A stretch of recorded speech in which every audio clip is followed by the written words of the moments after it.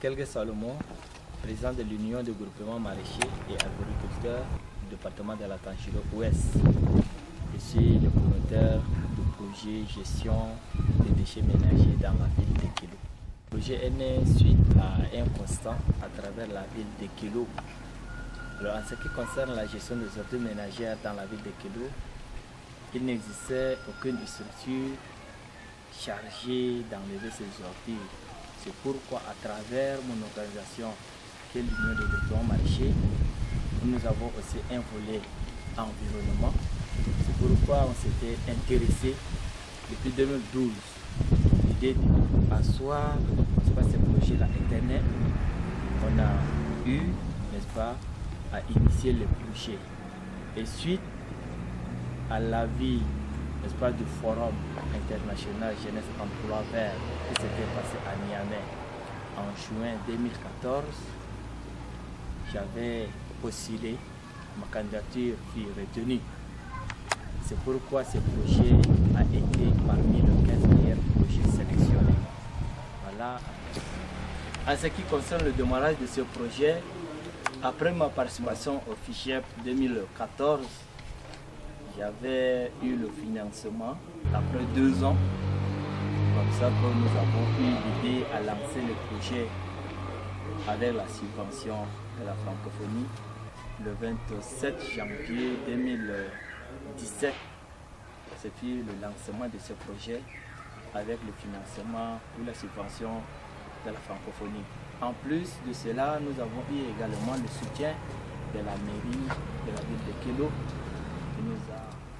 Le fonctionnement de notre entreprise, nous avons d'abord le directeur général de l'entreprise, qui suis moi-même, et nous avons un directeur technique qui s'occupe de l'organisation, de collecte, de la gestion de ces ordures. On a également un secrétaire comptable qui s'occupe du côté volet financier et en même temps d'organisation sur le domaine de la sensibilisation. Et nous avons quelques ouvriers qui travaillent, le personnel qui s'en charge de la collecte sur le terrain également. Quels sont les emplois Créés jusqu'à ce niveau, nous avons 12 emplois créés, dont 4 femmes et 8 hommes qui travaillent en plein temps. Néanmoins, nous avons également des emplois temporaires parce que en cas d'une mobilisation, nous faisons appel à certaines personnes qui venaient et puis ils travaillent. Donc une vingtaine d'emplois temporaires, y compris également la maintenance de nos engins. Donc quand les engins tombent en panne, on apporte au vulgarisateur qui nous répare. Ça fait aussi partie des emplois. Oui, parlant de l'amélioration des conditions de vie de ces projets, qu'est-ce que le projet a changé dans ma vie, dans la vie de la population? Pour moi, ce projet s'inscrit dans le cadre d'un projet social. La vision, c'est la création d'une entreprise et une entreprise sociale. Et il faut noter que pour une entreprise sociale, vraiment d'abord, il faut chercher à changer le comportement, n'est-ce pas, de la population. Donc, comme son nom l'indique, qui dit entreprise sociale, moi, sur le domaine, n'est-ce pas, social, il y a un changement de comportement, puisque c'est la première fois au niveau de la ville de Kelo qu'il y a une telle structure. Nous avons commencé par... Et la population commence à comprendre. C'est pourquoi aujourd'hui, nous avons des abonnés qui se sont donnés pour ces projets. Il y a quand même un changement, n'est-ce pas, de comportement en ce qui concerne la gestion de l'environnement.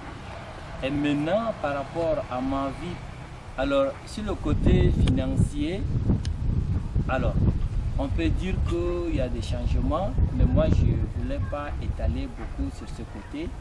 Mais en ce qui concerne ma vie professionnelle, ce projet a changé vraiment ma vie. Parce que ce que je n'ai même pas eu sur le banc d'école, mais à travers ce projet, je l'ai appris. Alors, à travers le voyage d'échange, prenons l'exemple, mon voyage à Lomé dans le cadre de ces projets, j'avais bénéficié d'un voyage à Lomé sur la formation dans le domaine de l'entrepreneuriat. Et j'avais eu la chance également de participer à la grande rencontre de Montréal qui s'est tenue en avril 2017. Et c'est égal, il y a vraiment des difficultés.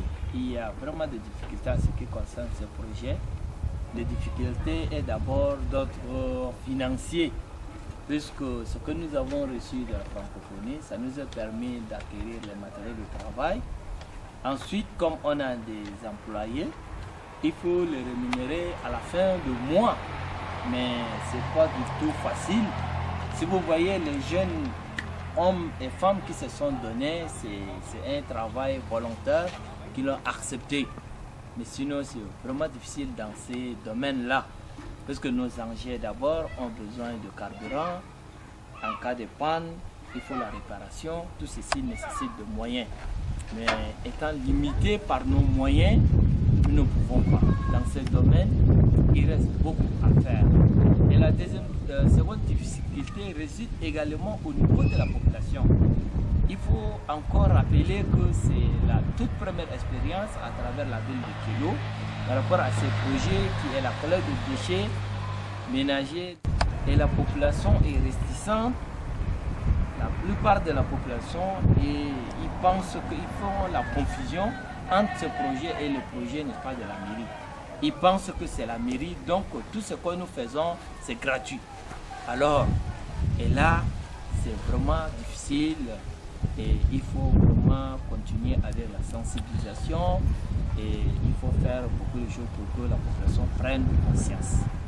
Concernant la perspective, c'est étendre notre champ d'action. Aujourd'hui, nos champs d'action se limitent dans 4 quartiers que nous avons choisis à travers la ville de Kilo. Les principaux quartiers, c'est plus de 15 quartiers. Or, pour le moment, nous sommes seulement dans 4 quartiers. La troisième perspective, c'est chercher à ajouter nos matériels parce que nous avons que 2 engins et 10 porte-tout qui sont fonctionnels aujourd'hui. S'il y a des mots à dire à la population de Kilo, c'est dire que l'environnement, la gestion de l'environnement, la gestion des déchets, c'est l'affaire de tout le monde. Ce n'est pas seulement l'affaire de la mairie. Alors, pour les jeunes francophones qui seront retenus pour les forums, les FIGEP 2018, moi je les donne d'abord mes encouragements et je les dis d'être courageux, d'être patient et il faut vraiment travailler et aimer ce que vous voulez faire, Il ne faut pas aller vite aux besoins. Un sujet de remerciement, un sujet, n'est-ce pas, de satisfaction à l'égard de la francophonie et la Confégesse. Ni Tete et je ne peux rien, même s'il y avait la volonté, même s'il y a la volonté, sauf que leur subvention nous a fait du bien, m'a fait du bien et je puis, n'est-ce pas, asseoir et démarrer ce projet comme il le faut. Ça va nous aider, ça va aider le ville, c'est bon. Avant, il n'y en a pas. Comme les santé qui sont en train de ramasser, après on est en train de faire ça.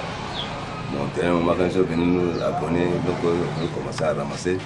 Donc maintenant, c'est bon, on voit que ça passe bien avec nous. Notre société là vraiment nous a aidé beaucoup parce que elle nous a servi pour l'inscription de nos enfants et puis le savon, fin de mois on trouve le savon et pour la famille ça nous a beaucoup aidé.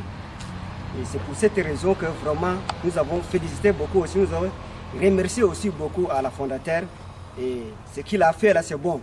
Et pour que la ville soit propre aussi, vraiment nous sommes très joyeuses. Vive la Confégesse et l'OIE.